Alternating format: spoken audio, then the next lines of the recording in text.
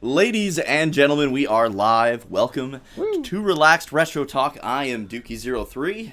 And I'm DG Online. How are you all doing tonight?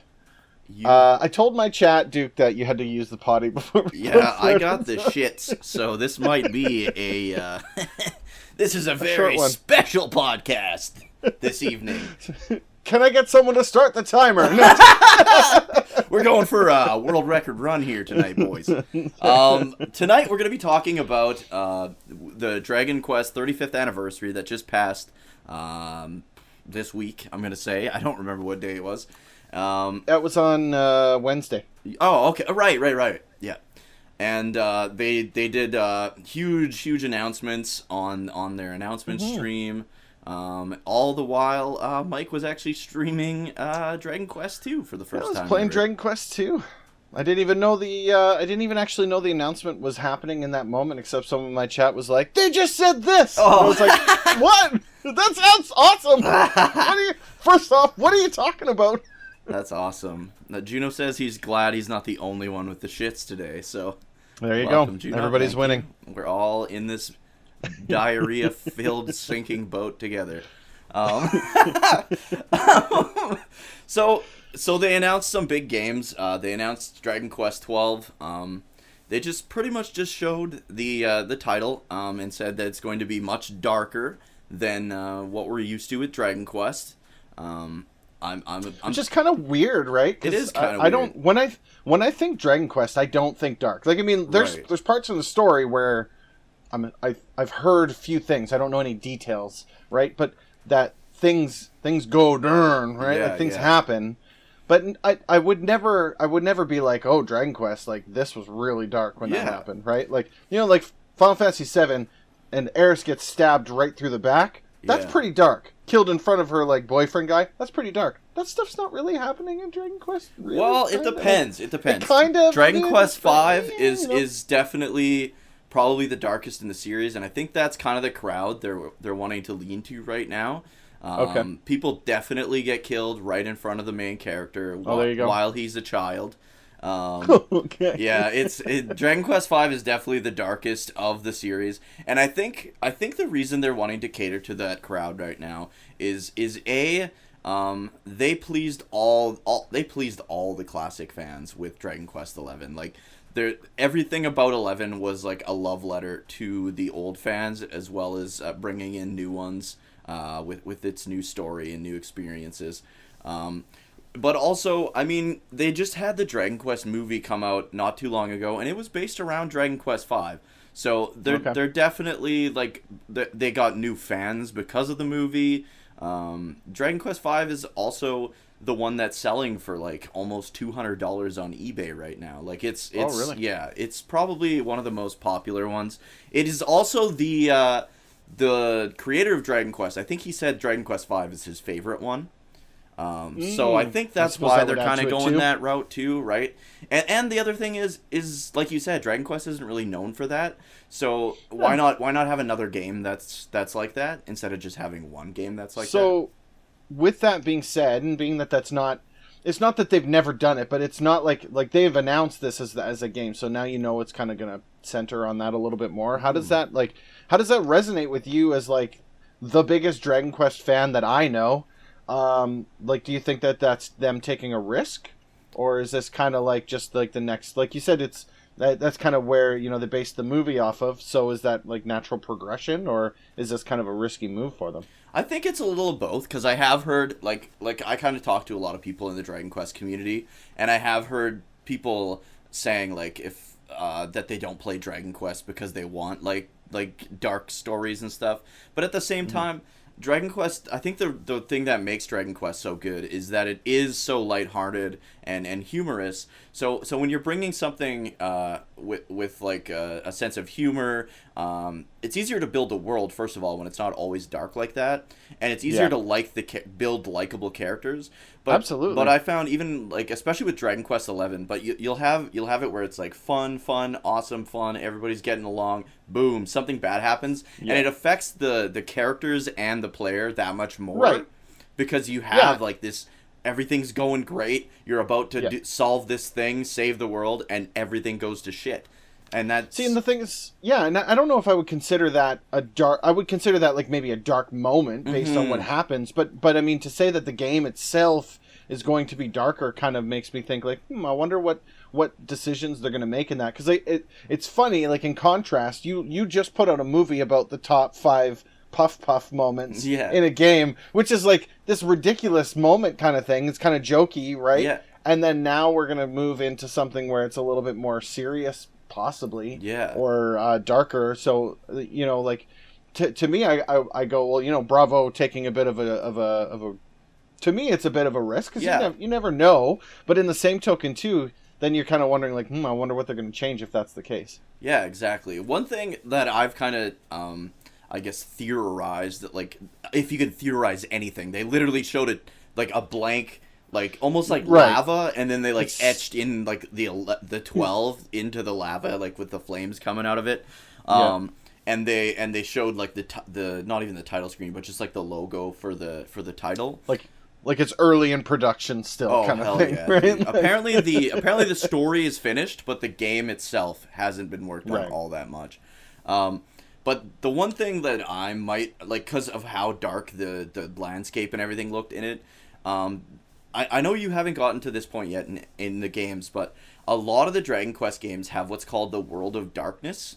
And a lot of the times you go to the World of Darkness, be it to do some stuff, or it's just like, or like to finish the game, you go to the World of Darkness, or you just go there temporarily and get the fuck out, because like the World of Darkness is always kind of there. Like it's definitely a thing in the series. But sometimes you just get in there and get the fuck out. But sometimes you go there, you have to save some people there, whatever. So my whole theory, and this would be awesome as all heck to me, is if the hero in this game is from the World of Darkness. I think that would be really cool if they did that. And a little bit of a play on them saying that, like, it's going to be a darker game. It's like, yeah, it's going to be a darker game. Yeah. Because he's from the World of Darkness. Yeah. Right? Yeah. Like, just like I think, as much as I don't really like Final Fantasy 3, I think there'd be definitely, it'd be a cool idea if they did like, because there's in Final Fantasy 3, you get the Warriors of Light, like the 4 Warriors of Light, which are in every Final Fantasy game for the most part. But then there's also the 4 Warriors of Darkness. And they're still good guys, but they're to create balance, right? They're in the World of Darkness, and they have to help you. You guys kind of help each other on opposite ends. It's kind of cool. I would really like to see that the whole World of Darkness hero from the World of Darkness. I think would be a really cool concept. Yeah, no, that's super interesting. I mean, I have zero doubts that it's going to be an absolutely amazing game. Especially with them coming off, like you said, the movie, but I mean, even with them just coming off of 11. 11 has to be their most successful title that they've released. Yeah, I'd say 11 and 8 are definitely their most successful games. I think 11's probably over, like, eclipsing 8 now. Yeah, and the reason why I'm saying that is because 11 has now been released on how many different systems, right? Like, the PS4, the Switch... You've got it on, like, where else? Like, it's on PC. Yeah. You've got, like, you literally Xbox. Got it across the board. Yeah. On all the systems. Even in Japan, it was even released on the 3DS. Like, there's a 3DS version of it as well. Right. And not only just across the systems, but now we've also got, like, the definitive edition's been released. And, like, you've got these different... even just versions of it, right? Like, you're seeing the Skyrim effect almost happening, where it's like, new system, here's Dragon Quest 11, right? Yeah. Like, yeah. Another thing, I guess to swing into another Dragon Quest announcement, is they announced Dragon Quest Treasure Hunters, starring Eric and, what's his sister name? Mia, I think, from Dragon Quest 11. So it's like a spin-off series about them when they were kids. A little backstory without too many spoilers, because I know there's a lot of people who haven't played or finished Dragon Quest 11. But Eric and his sister were basically, they were kind of just like stowaways on like a pirate or like a Viking ship, and they would just work for the pirates and Vikings, like collecting treasure, like going treasure hunting and stuff. And this game is going to be about that. So if anything speaks to how popular Dragon Quest 11 is, it's the fact that they're already making a direct spin-off to the series, like what, 3-4 years later. Like it's already happening. So, and that looks really good. Like that's gonna be a fun one. They didn't announce what platforms it's gonna be on, but it looks like it'll be on the Switch. Like just the graphics look like it should be on the Switch kind of thing. I think as long as it's not a battle royale, you're probably fine. Yeah, but they did to swing to another announcement. There was the fucking they did Dragon Quest Keshi Keshi, which means like erase or erasers. People are calling it. It's basically Candy Crush, but Dragon Quest. Oh, okay. Yeah. Well, you got to get the mobile game in there. I guess so, yeah. Right? Like, Cash Money is what that is. It's just basically... You see Final Fantasy doing the same thing. They're just like, absolutely. Yeah, whatever, let's release more games. Yeah. More gacha games. Yeah, we like money. Yeah. Sure, you want to use Cloud? Here you go. He's like, no, please. No He's more. like, let me die! Another one of the announcements was Dragon Quest 3. Yeah, right? So they're doing the developers of Octopath Traveler are actually working on it's called Dragon Quest 3 HD 2D. It's like a remake of Dragon Quest 3. Which you always have to have it like so crazy. Dude, just call it just call it remastered or something like that. Yeah, right? Like, somebody. I think when I was streaming the announcements thing on my stream, somebody in chat called it Dracto Path Quavaler or something like that. I was like, what? Right.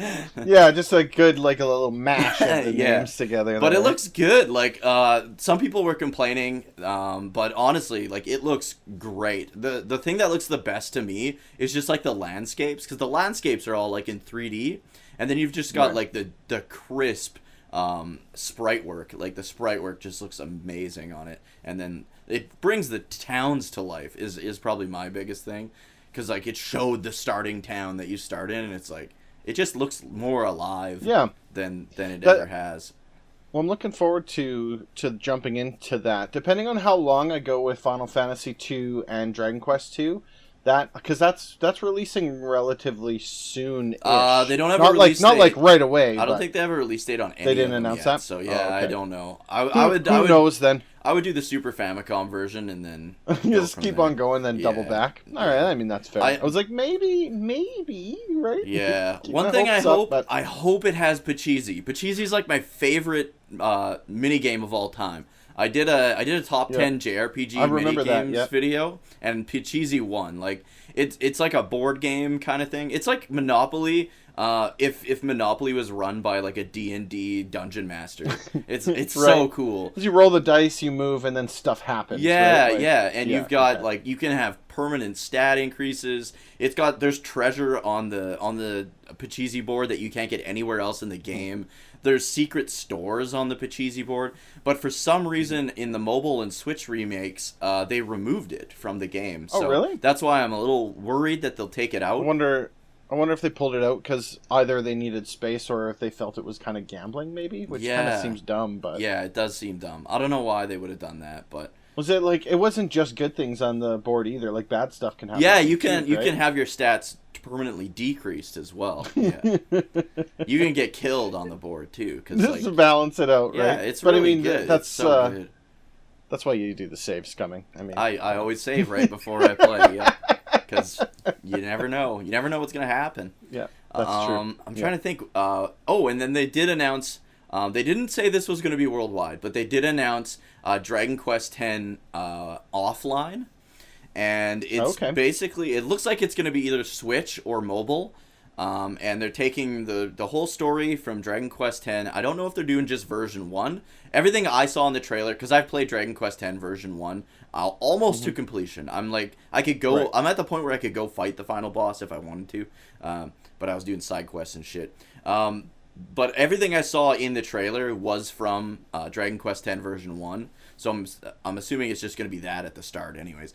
But years ago, the creators of Dragon Quest said if the Western audience ever gets a version of Dragon Quest X, it'll be an offline version. And now they're announcing Dragon Quest X offline. So this could be our only hope of actually getting Dragon Quest X.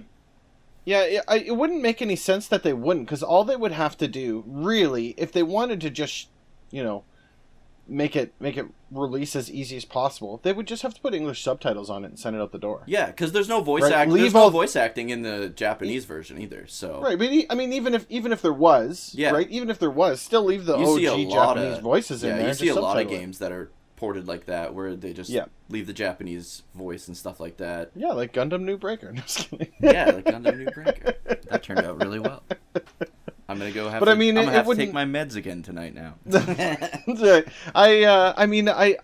I hope that they do. I don't know why they wouldn't release that across the board, because if I can see why they didn't want to release Dragon Quest X to North America, because that's additional server space, that's additional networking. You have to pay stuff. for that shit. They have to pay for all this stuff, right? It would be expensive for them to run it. But if it's just offline and they're just going to release it for like the Switch as a download, or they're going to release it as whatever, there's very little for distribution, and there's very little that they'd have to do. They would have to translate it. Yeah. But then again, we're also just talking about just the text. The game stays the same. They're not recoding anything. They're just putting the English subtitles in, calling it a day. Yeah. So honestly, other than the graphics, because it's got like that Final Fantasy 15 Pocket Edition look to it. Like, I don't know if you kind of remember that. And how long ago did the game release though? Well, I mean, we're talking Dragon Quest X came out on the Wii, years? which is pretty crazy. It's 10. This is the 10-year anniversary of Dragon Quest X. Yeah, there you go. But you can play it on PC, and it looks like a fucking like PS4 game. Like if you have your if you have your settings. Yeah, the graphics. Up, yeah, because they've done so many updates. Right. But it's like, I don't know. I feel like if they do Dragon Quest X offline, I still would want to party with my friends.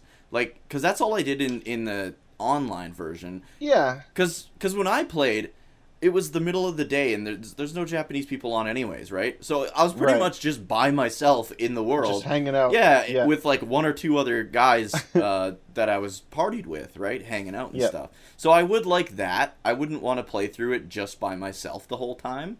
Like have it like White Knight Chronicles would be really cool. Yes, exactly. Where you just bring a buddy into the game, and you play through the game together kind of thing. Like up to 4 people. That was such a good game. And then as soon as they took the servers down, it was not a good game anymore. No, it's immediately which is crazy to say about a JRPG, right? Yeah, really. It shows there's definitely a market for that kind of thing. Absolutely. Yeah, I mean I think at the point in time that we're at right now, it's you've got to have a hell of a story and a really good, like, the gameplay has to match that story in order to have a single player game nowadays. Yeah, exactly. Right? If you pull back on that at all, you have to introduce a multiplayer aspect to it for just the sheer fact of being able to share that experience with somebody else. Yeah. Not necessarily to make things easier, but more along the lines of, like, if you and I wanted to play this game, it's less fun if you play it by yourself or I play it by myself. It's more fun when we join together and we're able to play. Yeah, absolutely. And then all the online stuff in White Knight was so good. Like the way that you could do like online specific like dungeons and missions and stuff and get loot from it. That was super cool. I really wish. Is there another game like that you can think of off the top of your head that had that kind of a thing? Where it was like not like that. It was like a single player game, but then the multiplayer was so well done for a JRPG. Yeah, no, not like that. I'm trying to think. Not really. Yeah, it's crazy to think that it was so good, and then they just nobody's ever tried doing it again. Yeah, and I understand why they pull the servers down. You hit a certain point where the servers were free. Like, we weren't paying a monthly fee for it or anything like that. So that's 100% the cost on their side. So they have to find a way to actually pay for it. If the numbers drop below a certain threshold, I can see why they need to pull. And it wasn't a vastly popular game either. It was really good, but like almost nobody played it. It was a sleeper title as far as I was concerned, right? And I mean, and they released a sequel which was not very good. I liked the first one. Yeah, same. I think I have them both still, but there's no point playing them now that the servers are down. I mean, that's just it. Now that the servers are up, the story doesn't hold as well when you're solo. Yeah. Oh, weird! Your lights are going possessed. It does that every now and then over there. Yeah. I think it's just because they're cheapo. But But I guess the only other thing to say is like I guess how are you, like, you're new to the series more or less, right? Absolutely, yeah. Brand new. How are you liking them? Like, I mean, you're playing the worst one right now, but well, so far it's okay from there. So far it's okay. I haven't gotten too far in. Where am I at right now? In Dragon Quest II, I found the Prince of Canik. His name is Rolando. Okay, yeah. Ronaldo. Yeah. Rolando or something like that. It's cool. So this is the thing I've been commenting on about Dragon Quest all throughout the whole thing, is how impressed I am with how they did things with a game that was released so long ago. So Finney was telling me with Dragon Quest 2, based on what your character's name is, changes what the name of the Prince of Canik's name is. And the people don't refer to him well. as his name. People refer to him as Prince of Canik because the name changes based on whatever it is. So it's like, that's really friggin' cool. Yeah. It's a small thing that really has nothing to do with the story. Yeah. Right? But that simple thing makes it super unique because it's just different. Yeah, right? Everybody's experience is a little different. And they did that with the first game too, right? With your name determining your stats and your stat growth. Yeah. Like, holy crap. I don't think any other game has ever done that before. No, to follow it, even I can't even think of another game that kind of. Well, I mean, there is other games that use that kind of concept, but I mean, they do it. It's not even in your face. You would unless you came to me, if you wouldn't have said, "Hey, when your name changes the way you play this game," I would have never known. I would have just assumed that's what how it is for everyone. That guy's name is Rolando. This is how this is. Like, and then when you play it, and I'm watching, I'm like, hold on a second. I learned Fireball I learned Blaze at 12. Why didn't you learn this yet? Yeah. Oh, well, this is different because your name's different. That's the way it goes. Yeah, so it's awesome. It's just those little tiny, sprinklings of spice on top. Yeah. It really helps it. As far as for Dragon Quest 2, I'm on my way to find the princess, the third character of the game. Yeah. So I mean, but so far, I don't know. So far, so good. We'll see. I've been told. I've been hinted at that there's like a point, and all anyone ever says is like, "Well, you'll know when this." Yeah, you'll know when it goes to shit. And so until then, so far so good. Well, I'm gonna play it as far as I can, and then I've been balancing out Final Fantasy 2. I find it actually really interesting that Dragon Quest 2 and Final Fantasy 2 are kind of considered the weakest of the series, and it happened to be the second game in both cases. Yeah, like you'd think that it would have been one way or the other, and all they would have really had to do. Technically, we've talked about this before with sequels and stuff, but really all that they would have to do is take what they did in Final Fantasy 1, change the story, and re-release it as Final Fantasy 2. Yeah, but they were dreamers. Like the game developers were dreamers and thinkers, and they wanted to change the landscape. So they were like, you know what? Yes, that worked, but we're going to start over. We're going to do something brand new. Exactly. And I think the difference between the two, and I haven't played Final Fantasy 2 yet, so I can't say this with certainty yet, but based on basically just what I've heard about it, I would say that the team at Squaresoft just took that too far, where the team at Enix took it a little further, but didn't take it too far. Right, so yes,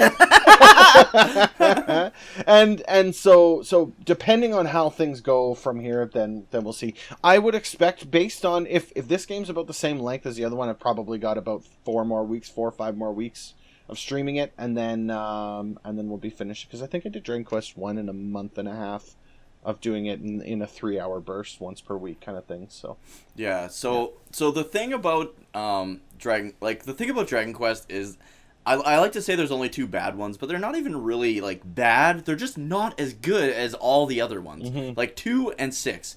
And both of them, basically what they did was they were trying new things without really knowing how to do those things yet.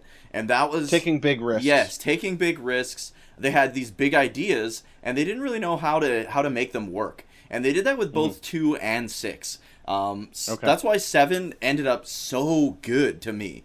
6, and it's the same struggles. Like with 2, you just hit a point in the game where the game opens wide up and you have no direction. And the same thing happens in 6. You get some means of transportation way too early in the game, and the whole world is at your disposal, and you have no idea where to go. Okay. That's kind of the big issue with both of those games. And with 2, they went from a left guard, like, oh my god, somebody followed and scared the shit out of me. Okay. Thank you for the follow. I can't see who it was, but thank you so much. The world is 5 times bigger, 4 or 5 times bigger in Dragon Quest 2. So, no, you will not finish it when you think you will, because Dragon Quest 1 on the Super Famicom, I think, took me 5 to 9 hours, whereas Dragon Quest 2, I think, was like maybe like 13 to 15 hours. So so we're talking like twice the time frame. Yeah. It's still small in terms of JRPGs, but and a lot of that will be being lost in Dragon Quest 2, unfortunately. That's fair. I could see why they would want to elongate it a little bit, because I'm coming off of Final Fantasy 1. That was a time investment. That game was long in comparison to Dragon Quest 1. Final Fantasy 1 was huge compared to Dragon Quest 1. 34, 35 hours that I had put into that big. Before I finally finished it. Like, that's crazy. Yeah, and it's good. I really like Final Fantasy. Oh, it was good. 1. I really enjoyed that game. I would give it a solid thumbs up. I mean, for an NES JRPG to grip you like that, like I said before, you need to have one hell of a story in order to get you to motivated to keep going. And that game had one, as far as I'm concerned. Garland, awesome, man. Yeah, he's awesome good. Bad guy. He's really well done. Awesome bad guy. Yeah. But yeah, you'll see some really cool shit in 2. If you start wanting to give up, let me know, and I'll make sure you see the really cool shit before you go. Okay. But as you mentioned, like there's the little hints of like detail and stuff in these early games. Just you wait till the later ones, man. There's so many details that like I miss, and then going back playing some of these games for like the 3rd time, you're like, oh my god, dude, that is connected to this game, and that's why this is here. Like I won't say which game, but there's one of the games. You don't know it, but it ends up being a prequel. You do not find out till the very end of the game. It's a prequel to another group of the games, and you don't know unless you are playing it basically for the 2nd time or really paying attention. So you know there's golems in Dragon Quest, right? Like you ran into golems. Well, in this one, they're, what the heck are they called? They're not called golems, but they're basically like this muck, but the arm is starting to turn into bricks. So it's like, oh, this is like before the golem. Like golems didn't exist yet, but this monster only exists in this game because golems did not exist yet. Like little details like that show up throughout the entire series. That's really cool. It's so there's so much like detail put into these games. It's so good. I appreciate that, because the thing is, like I said, that's the stuff for me. Like, so the number one has to be a great story, right? But the second thing that impresses me is, like, you know, we were talking about Dragon Quest 1. So Dragon Quest 1 was released in 1986. Its original launch was 86. And then I think it hit America in 87, 88 maybe? Something like this? I think so. Right? Yeah. The original Dragon Quest? Something like that. I think it was a year later. A year after, Yeah, it was a year later or something like that, right? So I mean, you're talking about a game, okay? You're talking about a game that was created almost 40 years ago. 35 years ago, okay? 35, so yes. 35 years ago, and what they put into that game, it blows me away. Like, okay, yes, it's an NES game. There's a little box like this, and you're fighting a static monster that kind of moves a little bit. Okay, fine. Product of the times. You got to put that aside. But I mean, the story alone, the fact that they were able to program in a password, basically, right? For the Japanese side of the house. Long, detailed password to save all your information. And then the save game side, on the North American side, right? The name, changing the stats, all of these other little tiny things that kind of go into the programming of it. I'm constantly blown away. And so when I'm playing those games and I'm doing it without a walkthrough, you really get invested into, like, okay, well, I'm in this town. I got to talk to these people, and I got to go through, and I got to go and do this.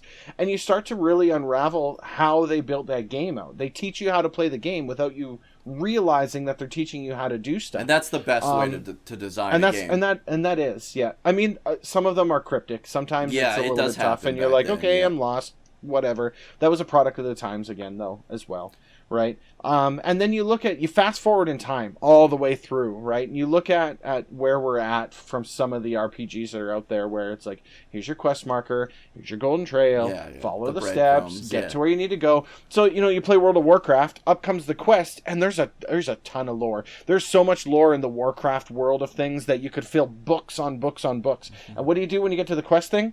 Click, click, click, click, click, click, click, click, click, click, click. Look at the map. Oh, I got to go over this way and kill 10 You're things. not invested in the world at that point, right? 0%. Yeah. 0%. What you're invested in, get the quest done, get the loot. That's it. Yeah. That's all that you really care about.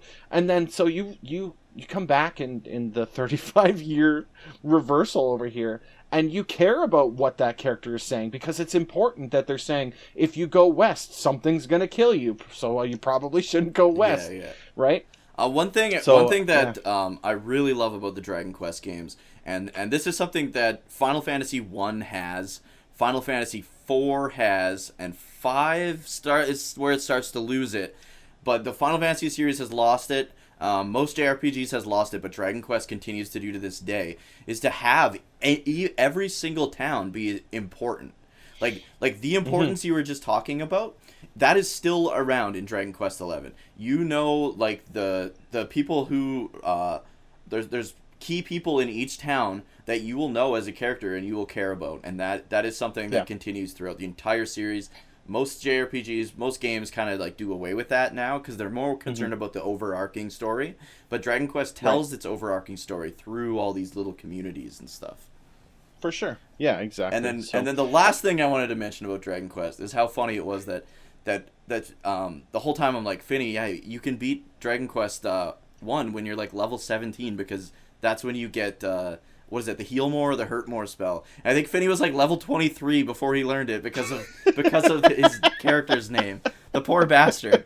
He had like the worst stats and learned all his spells like way later than anyone else I've ever known. That's right. It's literally the worst. Poor guy. But I guess next, our second topic is gaming cheat devices. Now, these things have been around for years. You were looking into it, and you said the first one was like on the Atari even. There was some. Yeah, well, yeah, so actually, if we go way back, and we brought this up because we were talking about, the last episode, we were talking about gaming peripherals. And somebody on our Facebook post had commented, a viewer had commented, what about Game Genies? And I was like, oh, man, we're talking about gaming accessories and peripherals. Yeah, we did literally the most popular peripheral across the board. How to cheat in your video games. So, but the thing is, so I was looking into this, and the very first kind of iteration of this was for the Commodore 64, the Amiga, the PCs, those old PC games. Yeah, and it was actually an action PC replay consoles. Yeah, the old stuff, like the very first kind of iterations to it, and it was action replay, which is amazing because they still make action replay, right? Like we'll kind of, as we work our way down the line, you've got a couple of these devices still, and so I was like, wow, that's so amazing. From the action replay, there was something because we were looking, I was like, well, geez, if it goes back that far, what about the rest of them? There was one for the Atari 2600 called the Personal Game Programmer. Oh, and again, it was rolls the same thing. Off the tongue, that one. Abbreviated as the PGP. Oh, there you go. That sounds PGP 1. Hey, hey, pal, did you bring over your PGP? Did you got some PGP? I'm playing cat and mouse this afternoon. I gotta catch that fucker. I gotta play circus and we're bouncing basketball. We're bouncing, Mafkas. And so the original purpose of these ones, of the PC one, the original purpose was less on the cheating thing. You could do that, and it was called I think it was called a poke or something like that. But the original purpose was to do like a backup of the game, and so you could take a less than legal copy of your game and maybe give it to a buddy of yours that wants to have a copy of it. And so that's how you would actually back your thing up, and then again through the personal game programmer.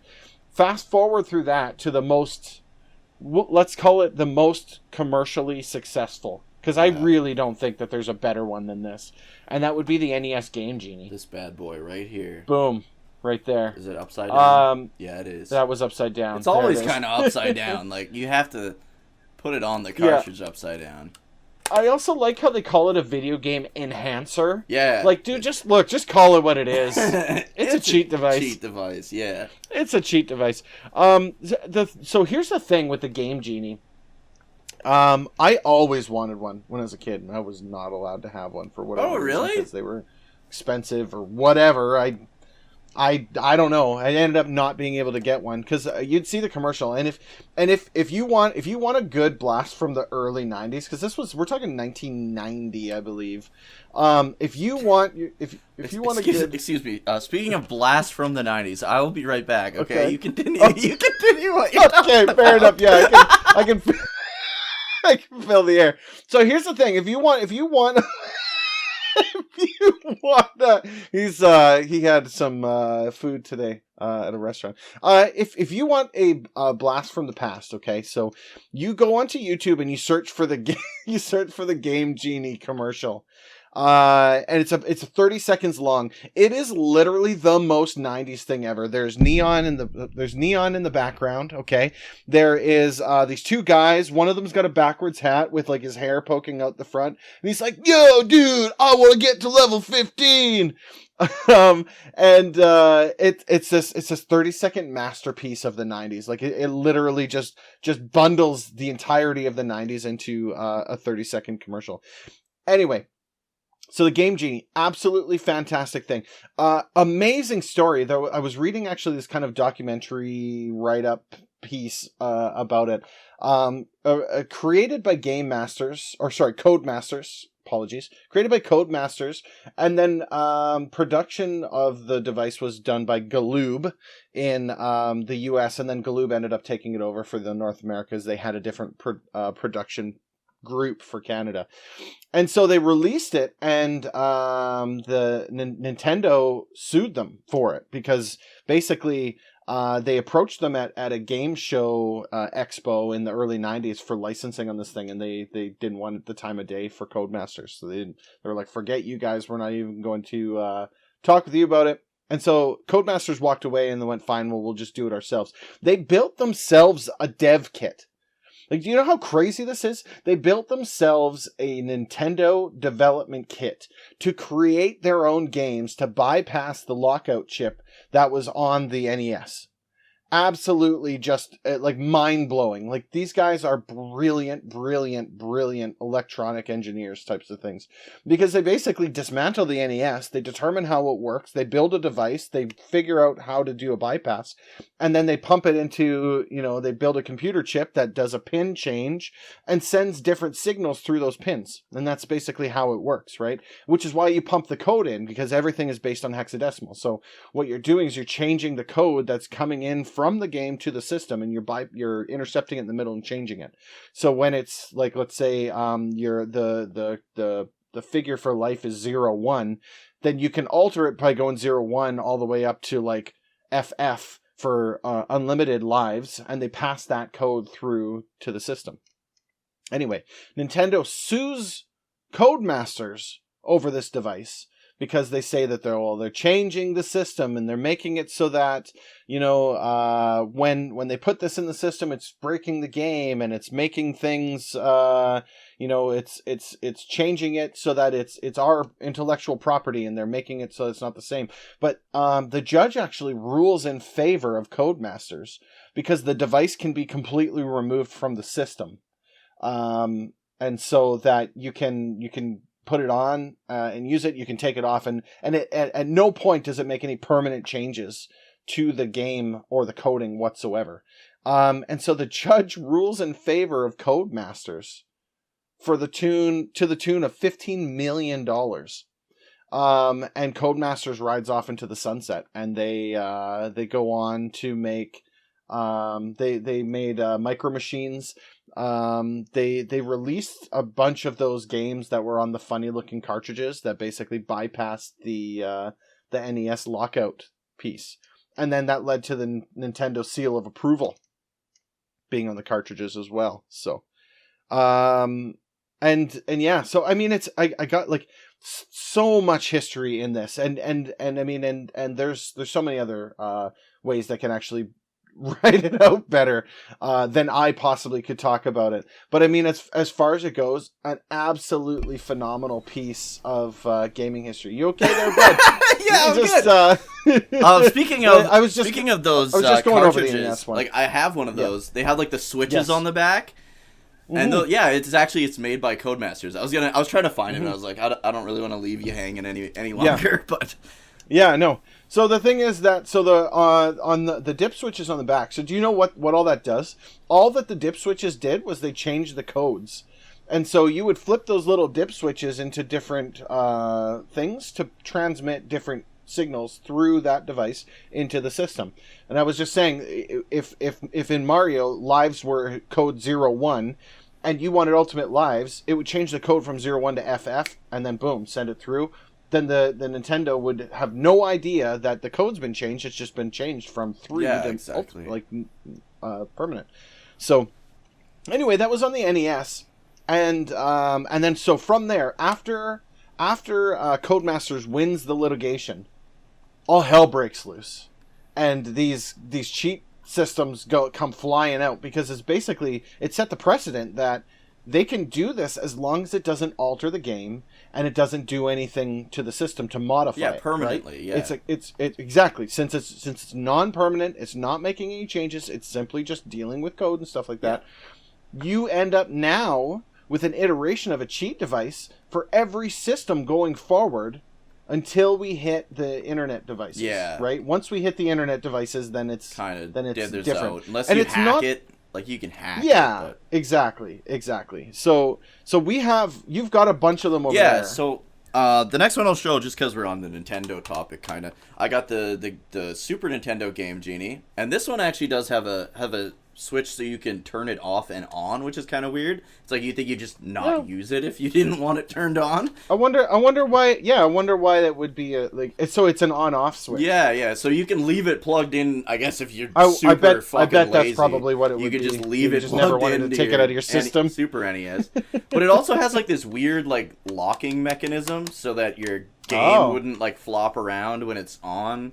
It's kind of weird. Maybe that was a problem they had with the NES, where maybe the cartridge would come loose or something. Because I know thing was with the NES, the Game Genie, you couldn't plunge it down. Yeah, right? You had to just wedge it in there. So you just stick it in there, and so I'll bet you it probably was a thing where the cartridge would get loose. Maybe. Another thing I never even thought of, you could totally use this for playing imports without having to fuck with your Super NES. Would it allow imports? Well, yeah, because the only difference between the Japanese and the North American Super Nintendo games is that the Super Nintendo games have two slits here, like at the back, whereas the Japanese ones, this is all solid. Super Famicom's all solid. Yeah. So I just took a pair of needle nose pliers and just broke those tabs off. It's just little pieces of plastic, right? But you could totally just put this in, and maybe that's why they have the switch there. If you don't want to use the cheats, then you can just plug the, like I got Dragon Ball Z Budokan or whatever 3. Okay. And you can just run it that way. That's really cool. And then I wanted to make this as ridiculous as possible. But I got the Genesis one, and I could have made it even more ridiculous if I would have dug out my Sega 32X. But I've got the Game Genie with Sonic and Knuckles and Sonic 3. Right, okay. And I was going to hook up my Sega 32X on there. It's like a giant mushroom at the bottom as well. That's the most Sega Genesis thing I've ever seen. I know. It's awesome. It's beautiful. I think me and Finney used this to beat Contra Hardcore. It was the only way we could beat it. It's incredibly difficult. Hardcore is ridiculously hard. It's you got to be hardcore to beat that game. That's right. And then I think the next one I have, or I guess you go next, because yours would probably be the next chronologically, hey? Right, yeah. So the one prop that I have, ba-bam, this is the Nintendo 64 Game Shark. And so the thing that's interesting about the Nintendo 64 Game Shark, up to this point, okay, if you wanted to use a Game Genie, and this is a Game Shark. This is owned by our main man, Mad Cats. Is that who owns Game Shark? Mad Cats? Yeah, Mad Cats owns Game Shark. This one says Interact. This one does, but yeah, okay, yeah, and I mean, it's possible that they were just bought out by Mad could Cats. be, or other way around, or whatever. Yeah. So, but here's the thing. So it's very similar to the way that all the rest of them have been working, right? But if I bring this right up tight against the camera, you see that little button there? Yeah. So what that button does is it's a code search. So up to this point, okay, if you wanted to cheat, you had to punch in a code, whatever digit code or whatever. What this did is it actually removed those codes. You would push that button, and it would go, and it would run the commands for you automatically. Oh, would it find that game? And it would just go, okay, Mario Party 2. Here's all the things that you can now do. What do you want to enable? And you just go boop, boop, boop, boop, boop, boop, and you enable it. This is one of the early iterations of it. There is newer ones that had a port on the back for updates, PC. Right? Yeah, and you would basically, what you do is you plug it into the computer, and it would automatically load all of that in there, so you didn't, because it took time. When you put this thing in there and you push that button, it literally, what it does is it just, computer command runs through those codes. So you sit there and wait while it goes, and it literally just runs the codes through, runs the different sets through the pins, and then it goes, okay, here's everything I found. What it would do with the computer ones is you would plug it in, you'd look for Mario Party 2, and it'd go, here's the codes, here's everything you need. You'd push the download button, and it would be uploaded automatically into it. So then you didn't have to worry about pushing the code thing in there. It was already in. It would recognize Mario Party 2, and then here's all the cheats, have all the stars, cheat, and you'd be good to go. Make sure you have your 64 so your friends can't see it, and so player one gets all the stars and stuff. Yeah, exactly.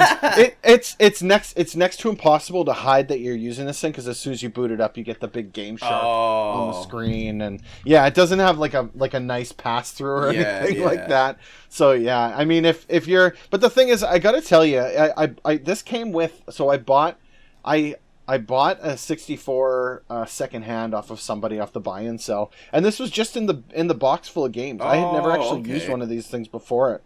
And so I pulled it out going like, well, what game is this? And I was like, oh, wait a second, this is a Game Shark. And I mean, it works good for what it is. Yeah, that's awesome. I gotta tell you, I don't know. I mean, I'm not really playing a ton of 64 games. Yeah, so I'm like, you know what? I really need to cheat in this one.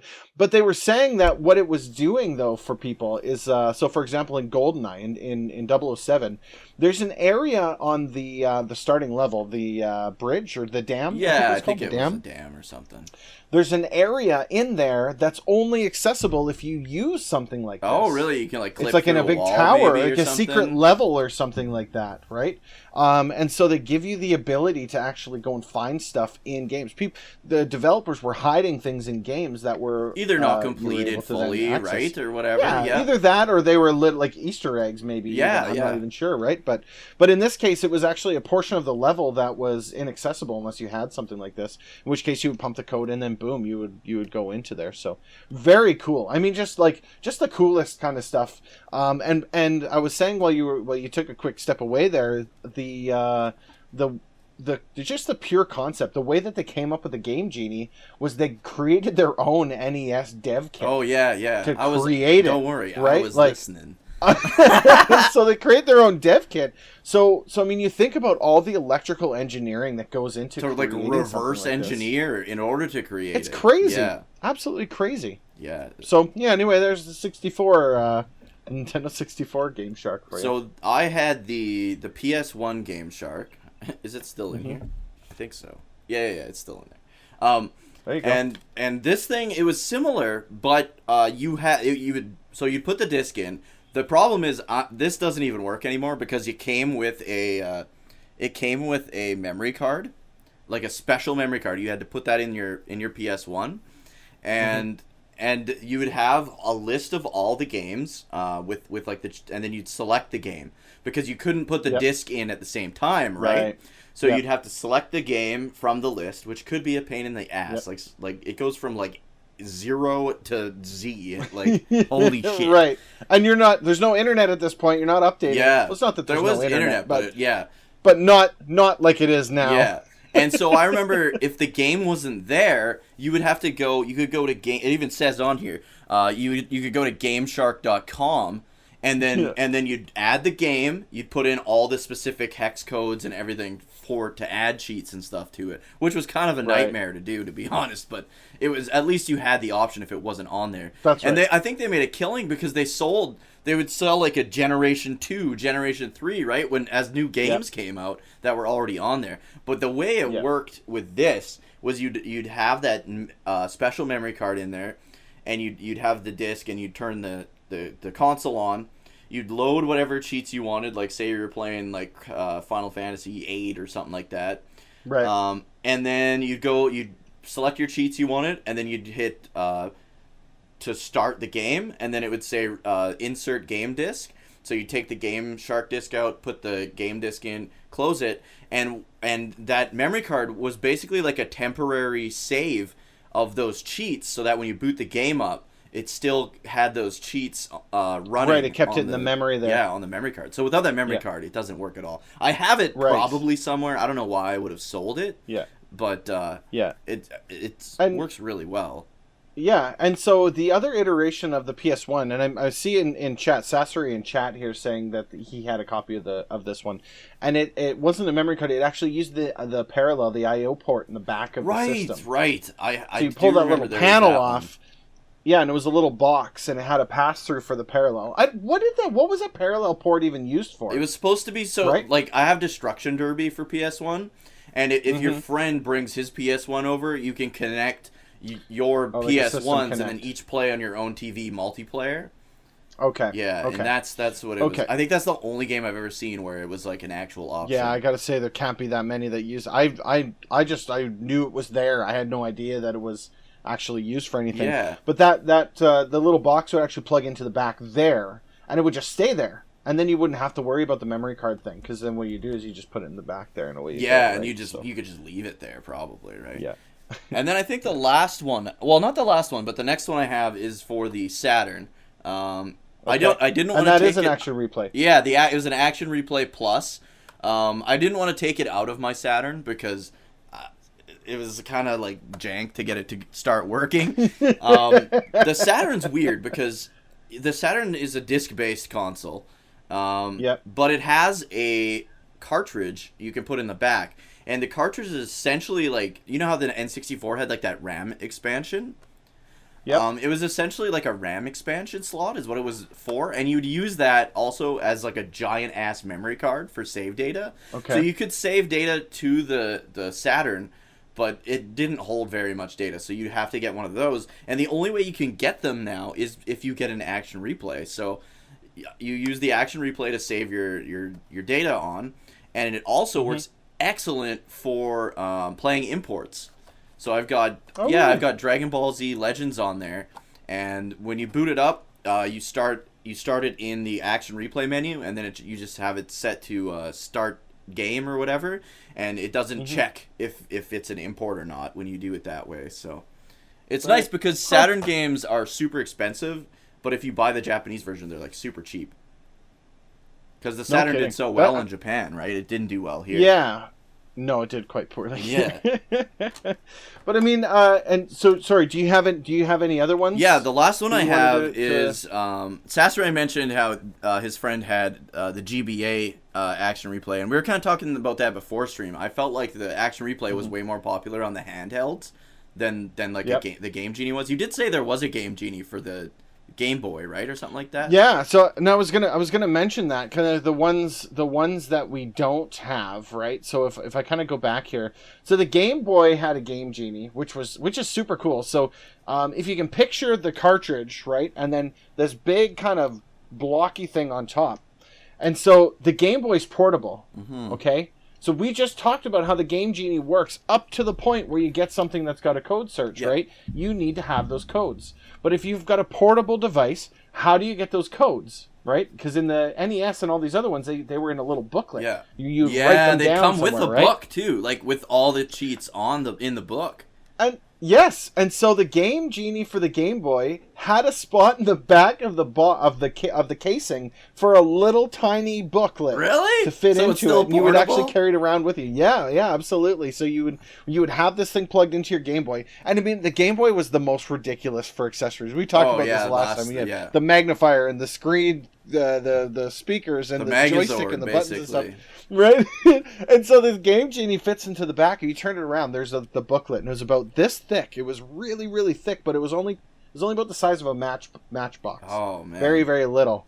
And so you'd actually take it around with you. Very, just ridiculous. Absolutely ridiculous. Imagine being... Finney's telling me I missed the printer. The Game Boy printer, yeah. Imagine being like the kid at school that's got all 3 starter Pokemon in like Pokemon Blue. And they're like, how'd you do that? And you're like, hold on, just a sec, guys.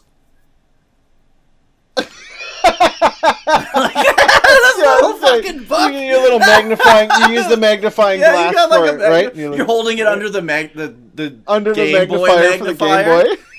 Fuck. But the last one I have is the action replay on the DSi. There it is. And it works on the DS and the DSi. I had to get the DSi because I have a DSi. This one, because it has a slot for the cartridge. It will auto search just like the N64 one would. And the nice thing about this is the internet was around back then, so there's 2 different ways you could do it. You could have a little micro SD card to upload new cheats, or it actually had like a cable that you could plug directly into the computer and load it up with cheats and stuff. Yeah. And we keep saying the internet not being around. What I mean is that the internet wasn't like it is now then. It was there. You're not gonna kick the dial-up modem up to go. Right, you go to your GameFAQs existed, right? And cheatcodes.com or something like that. But but I mean, the thing is, it's not like it is now. It was different. You could read and look at pictures. That was it. I remember going to the library and downloading Mega Man X armor pictures because I'd never played Mega Man X, and I thought it was the coolest shit ever. And I was like, oh my god, this one can hover, kind of. Like, oh my god, all the armor designs. I didn't know who the fuck Bass was. I thought he looked cool as shit. Ridiculous. A few different versions. So there's the Game Shark, the Game Genie, and the Action Replay, and they all basically do the same thing, just in different ways, right? So the Game Shark and the Game Genie on the main systems. The Game Genie was basically through the NES, the SNES, the Genesis, and the Game Gear, and the Game Boy. And then it kind of that's where the Game Genie, and then they shifted. Then the Game Shark came out, which was the 64, the PlayStation. Etc. The Action Replay is the one that I had no idea about. Okay. I've heard of the Action Replay, mostly from you, but not in this kind of thing. Get this. So the Action Replay started, like I said, we started at the top of the discussion, on the Commodore 64, the original Action Replay, on the Commodore 64 and the Amiga PC, okay? Yeah. Then, they go from those systems. Here's the list of all the different Action Replays there is. There was a Pro Action Replay and a Game Action Replay for the NES. There was one for the Master System. Oh, really? There's the Mega Drive Genesis, the Super NES, the Sega Saturn, the PlayStation, the Nintendo 64, the Dreamcast, PS2, Xbox, GameCube, Wii, Game Gear, Game Boy Advance, DS, DSi, 3DS, and the PSP. Holy shit. And, I didn't know they existed until the handhelds. And it's not like even just one version. There's multiple. Oh, yeah, there's a lot. The Game Boy, for example, Action Replay GBX, Action Replay Max, Action Replay Max. It was literally just because new games came out and they'd come preloaded with the cheats for those new games. And I mean, in the Game Boy Advance, you had the GBA, the Advance SP, and the Micro. But I mean, the thing is, it's like I had no clue that the Action Replay was released in that many, and that it was the original. Yeah, same. I always thought it was the Game Genie of these things. Yeah, right. Like the original, back on the Commodore 64, all the way to the absolute latest as well. Right. So all the way up to the Wii, and then it stops. Right, because at that point now the systems are connected to the internet. Yeah, so it's harder to do. And it's I think that's where things you got to hack the console at that point. Yeah. Yeah, and who's going to do that? Yeah, Plus, not to mention, by this point in time, by this point in time, are you really going to use like a Game Shark to give you unlimited lives in a game at this point in time? I mean, some games don't even have lives anymore, right? You just respawn wherever you died or whatever. But I think, or whatever it is. I think the next thing we should talk about, and I'll start with Sam Squanches here, is let's talk about some of our favorite cheat codes that we used or like would use back in the day. Sam Squanch said he would get rich as hell on Harvest Moon, and had like elves do all his chores while he would get a girlfriend using like a Game Genie. So that is so funny that the first one that they go to is to Harvest Moon, because when you mentioned that, the first one that came to me was funds in Sim City and Sim Farm, and you would just type funds, FUNDS, and you just type it over and over and over again, and it would give you a boatload of money. Right? If you're playing Sim Farm, this is so dumb, man. You grow all the strawberries. No, Sim Farm was fantastic. Oh, I didn't even know. If you grow all the strawberries that you wanted. Or cross or corn. Finney's right. Sim Farm was corn. Funds was Sim City. Corn was Sim Farm. And you would just type it in, and boom, money. Really? Just money filtering in, just like that. It was so good. That was the first one that popped into mind. God mode in any of the FPSs, the Dooms. Yeah, you could go to the command bar or whatever. Yeah, and go to God mode. Those pop in for me. I don't know. I mean, there's so many different areas. I kind of stopped using cheat codes, though, to be honest with you. It's funny I mentioned GoldenEye in the Game Shark with the accessing the thing, but GoldenEye also had the ability to turn... Like, the game started putting cheat modes in.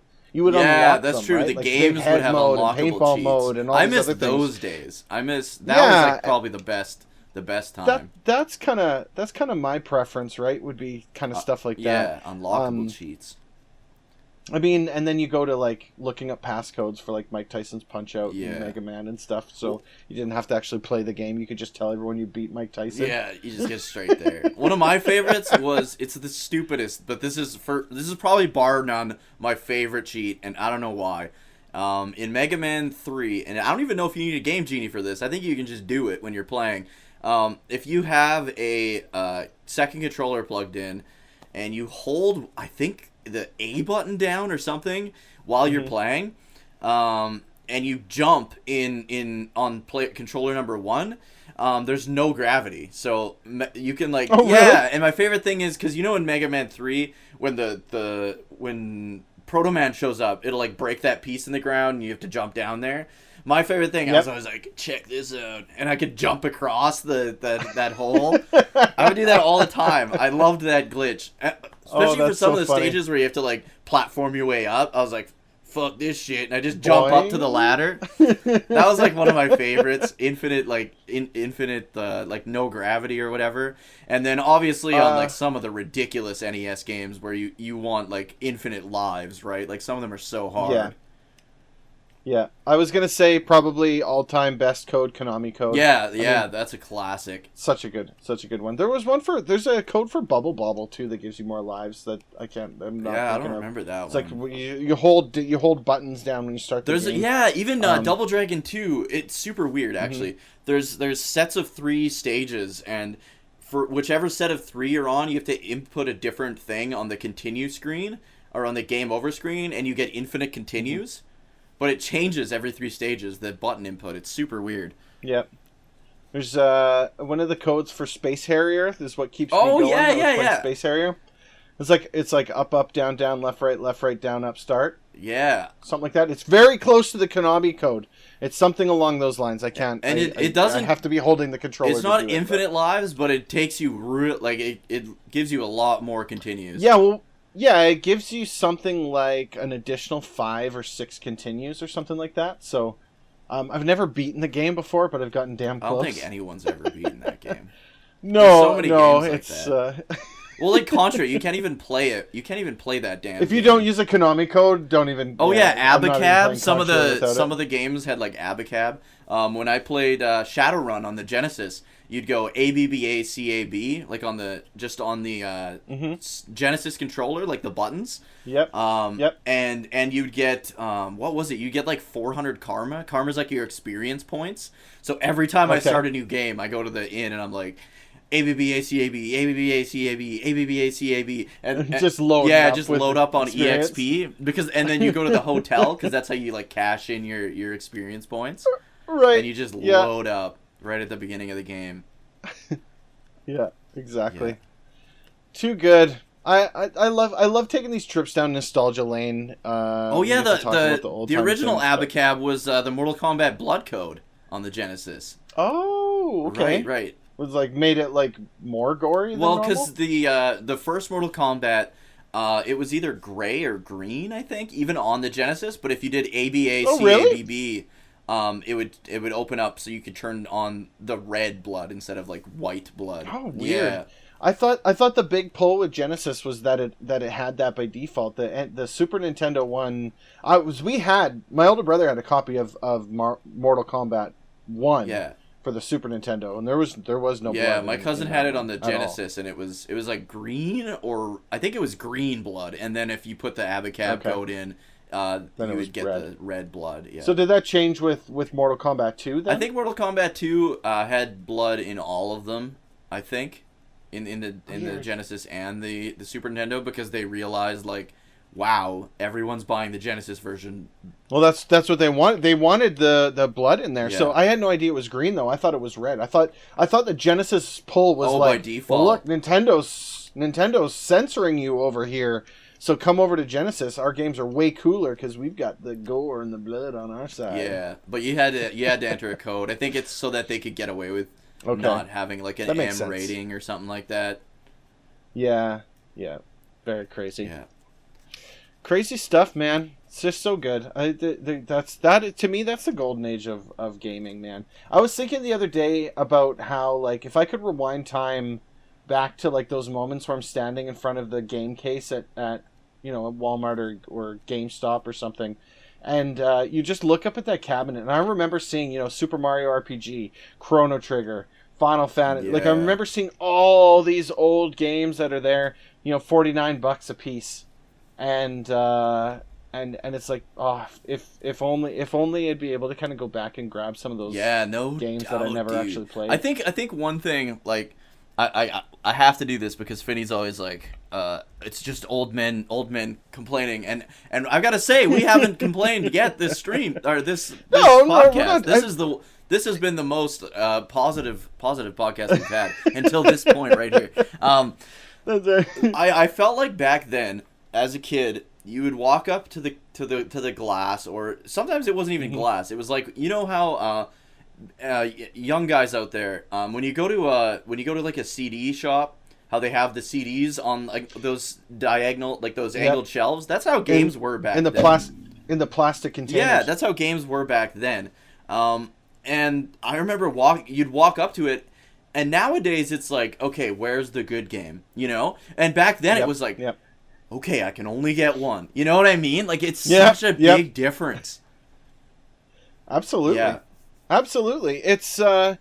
There's something sad about where we're headed into the realm of downloadable games and having a digital game collection instead of a physical game collection, because I mean the collecting aspect of it is it's something else to be looking at a cabinet. And I know you've got one kind of nearby you where you've got those cartridges on a cabinet, and it's just being able to kind of look through them, look at the artwork on the boxes and all this other stuff, to open up the box and pull out the instruction manual and see that there was a prologue story in there, prologue story in there, and there was all this extra stuff, and now none of that exists anymore. Yeah. It's not that it doesn't exist; it's that you're unlikely to go searching for it, right?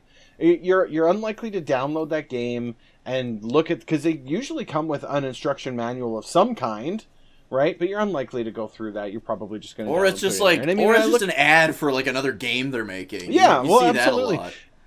And I mean, and I look at my Steam catalog that I've got a bunch of games in there, but that's it doesn't have the same feeling. It's just a list of games. It doesn't have the same feeling as it does looking at it like a big bookshelf full of just like, here's all these games you have, and then someone will come over and they're like, oh, I remember this one, and they pull the thing out and they look it over the box art, and it's kind of gives you that wave of nostalgia. Yeah, and it's, I love it. And it's kind of sad because we're moving away from that. There are. will be a point in time. We're not there yet, but I mean, there will be a point in time where there won't be physical media anymore. Hopefully, it doesn't. Right? Come It'll to that. just be downloading, and it'll just be streaming, and that's and it's okay. Like that's where we're going. It's not like I'm going to stop gaming because of that. But what that is it's just kind of the death of that collection. And as a kind of a side piece of it, because this is what happened with like vinyl records. It's the same situation. The price of collecting those games way up. Goes through the roof. Yeah. Exactly, because everybody's looking for them. So now it's, if you want to go, because we used to be able to go, to a pawn shop or to you could some of pick these up secondhand even PS2 stores games and stuff at the. And you'd find a little diamond in the rough. Yeah. You'd be like, hey, here's a really good game, and it wouldn't be astronomically priced. Now you go to a place like, there's that one place in the city where you go in there and you pull a game, and it's like, it's a pretty decent game, but they want like $50 for it. It's like, what? Like, and you go to a garage sale, and I was talking in our offline chat. I had gone to a garage sale where the person had printed out an eBay listing and taped it to every single one of the games. And it's like you're gonna individually list your games, and for max dollar. Like, no, I'm not buying this. But because of where we are right now, that's kind of where that's headed. Yeah. So it's unfortunate, but it is what it is, right? Juno made a good point, and I'm like this too. I got probably 83 games on my PS3 just downloaded on it because they'd come on sale for dirt cheap or come on for free. He said his problem with digital games is that he always ends up scrolling through your games and never playing any of them. Oh, all the time. I do the exact same thing. I actually have gotten into the habit of uninstalling games, so I actually have so many games that I'm and you probably never going to play. Oh, 100%. I've never played probably half of those games. And the other ones, since they're uninstalled, it's like, oh, I need a game to play. And I look at my list, I'm like, I got to download it. I don't want to do that. Yeah. But the other problem is right there. Is now, because Juno also said he just bought a Switch, so he likes buying physical games when possible, so he doesn't have to install them. But that's not even the case now. I just bought today. I bought Trials of Mana on PS4 at a used game store. I put it in my PS4, and I had to it just installed it off the disc. Yep. It's not the game isn't even on the disc, just the install file is. And then I had to update. But you need the disc in there. Apparently, you do need the disc. I got it. Yeah. I'm over consoles, man. The only way I buy a PS5 is if a game launches for it that is going to be so good that I absolutely have to, or I won't be able to play it. Otherwise, I'm done with consoles. Oh, I love consoles. I love consoles, but I got to tell you, my PS4, my Xbox One, the Switch is the only exception. The only reason why it's exception is because I can actually pull it away from my TV and play it anywhere I want. The Xbox One and the PS4, man, I can't remember the last time I turned either one of them on. And it's sad. It's sad because I want to play. I want to go to there. I want to play those games.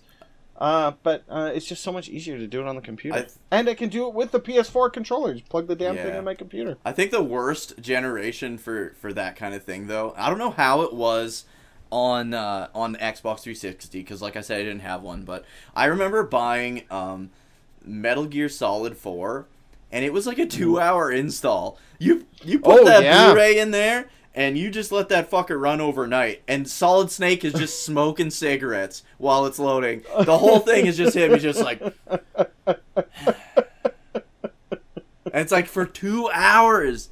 Was the... And then Mass Effect 2 was like that, too, on PS3. Xbox 360 was not like that at all. Xbox 360 had install times, but... I will tell you, the PS3, hands down, is the most annoying system for updates. Yeah. The damn thing still won't let me play games without updating. Yeah, it's bad. Right? I tried to play Harmony of Despair the other day, right? Mm-hmm. That game is not being updated anymore. The friggin' store is closed. Yeah. Not anymore. There's nothing else on there. They reversed that. That's right. They reversed that. But I mean, give me a break. I would get so PO'd at my PS3 because I would come downstairs and be like, all right, 2 hours of game time. Here we go. I'd fire that stupid thing up and it would update for an hour and a half. Oh, I was mad. I didn't. Yeah, I didn't. That's why brutal. I was mostly on the Xbox 360 side of the house. Because the Xbox 360, at the very least, when I did that update, it would download it, it would install it, it'd be up and running within 10 minutes. Yeah. 10 minutes. Boom. Done. If I didn't want to install the game, I didn't have to. It never forced me to install it. But if you installed it, all the load times were faster. Yeah. With the PS3, I didn't even notice the load times being faster. If anything, they actually felt slower. Well, the PS3 would have like this... Mass Effect 2 had a problem, The PS3 would have a myth that you wouldn't have to install, but then but then you ended up having to fucking do it anyways. It was brutal. You'd hit a point where it had to just install everything anyways. The PS4 was a massive, like way improved over the PS3. I agree. Yeah. But unless you got any questions or anything on your end from chat, most of what I've got in chat here is just a lot of agreements. Because we're right all the time. The only question I have is like way out. That's not what chat's saying. What's that? I said that's not what chat's saying. No. The only question I have is like way out of left field. It was question: why did the Genesis controller have the 6 buttons, and do I like 6 or 4 better? I like 6 better, but it also needs shoulder buttons, so it's kind of. I don't like the Genesis controller, the 3 and the 6 button controller. Here's why: that's too many face buttons. Right? Yeah. I like the fact that the Super Nintendo had 6 buttons, but they had them up on the shoulder. Correct. So what happens with this? You're only using 2 right at a here, time, probably. these 2 buttons. Yeah. Boom, boom. Maybe you were doing this, but likely you're just going up and down. Maybe I liked it side, for like Street Fighter though, and like Fatal Fury. I liked it for that, but other than that, there's fighting really games all day long. Not necessary. But the Saturn was better because the Saturn had everything, right? So you had the 6 buttons plus the 2 shoulders. I'd like them to bring that back. Saturn had 2 versions of their controller. Yeah, you had 3 technically. You had the Fat Boy, which was only released in North America, and then they were like, wait, nobody likes this. Why did we do this? So then they just released the Japanese one here, which was probably one of my favorites. That was a very good controller. I really like that Saturn controller. And then they had the very first analog controller, which was like the most uncomfortable thing. It was like, I don't even know what to compare it to. It's like holding, those weights that you would slide onto like a dumbbell? It was like that sitting on top of like a Nintendo 64 controller. It was awful. That's funny. Yeah, it's when you said big boy controller, I thought of the original Xbox controller, the elephant shoe. Yeah.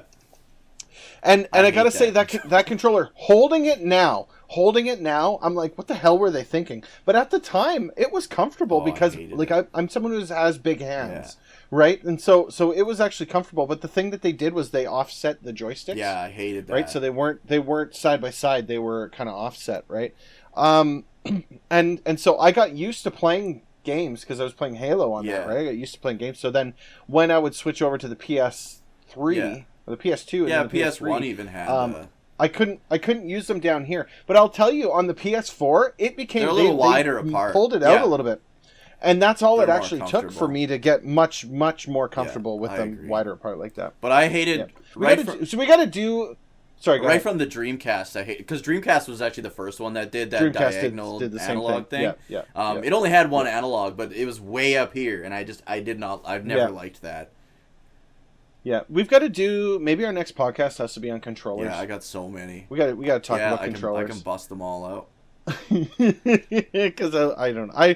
I that is one thing. If I wasn't able to take that PS4 or Xbox One controller and plug it into my PC, it would be a lot harder for me to get rid of my consoles. Yeah. But since I can just plug the damn controller in here, I basically have that console right here on my PC. Yeah. It's basically the same thing. But I think because the games all have the mappings built into. We got to talk about controllers. Yeah. We don't. Let's not talk about it too much because we got a whole topic. So thanks, Sam Squanch. Yeah. Sam Squanch, because we will do the next podcast on controllers. But thank you guys so much for coming out. If you enjoyed this podcast, feel free to give us both a follow here on Twitch. I am at twitch.tv/Dookie03. And you can find me at twitch.tv/DGOnline. And I don't know why I said it this way with the hands. You were hip and happening. You can also listen to this on. Spotify. Yes, Spotify. You can, if you're listening to this on Spotify, you can watch it on my YouTube channel, youtube.com/Dookie03, and I will put the link to the Discord in the video description. So join our Discord if you want to hang out with us off stream and off the podcast. And thanks a lot for coming out, guys. I hope you enjoyed it, and appreciate it. We'll see you next time. Yeah, have a great night. Take care.